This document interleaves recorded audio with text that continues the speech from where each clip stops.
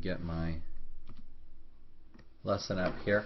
This will be a very, very short lesson. This is about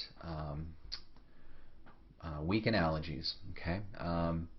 One of the fallacies that we can commit when we develop an argument from analogy is a weak analogy, right? We've talked about this before, but how good an argument from analogy is depends upon the strength of the analogy.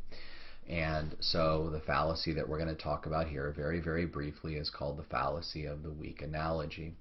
So arguments based on debatable or unimportant similarities between things are a weak analogy. In other words, here's the two things that can go wrong in an argument from analogy.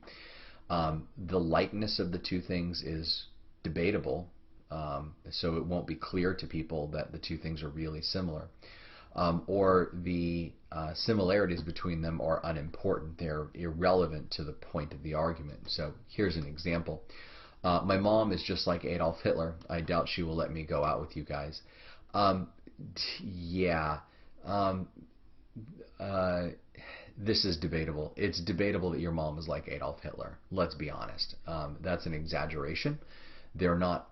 This comparison between your mom and Adolf Hitler is not intended to be accurate. This is actually a rhetorical point meant to exaggerate how bad your mom is, to, you know, sort of justify your position.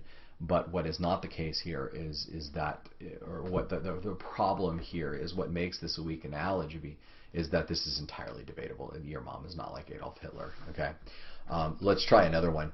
Hey, the ice caps on Mars are melting, and it isn't due to fossil fuel emissions. So melting ice caps aren't due to fossil fuel emissions either.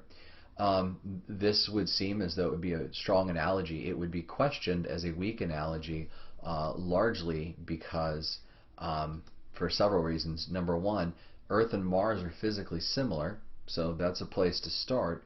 That is a good reason to think that ice caps could melt on Earth in the absence of fuel emissions. But it's not necessarily going to be a good argument for thinking that fuel emissions didn't cause the melting here. It's very possible that because they are sufficiently dissimilar, that fuel emissions could very well be contributing, causing ice to melt here as well. Okay, so that would be a weak analogy.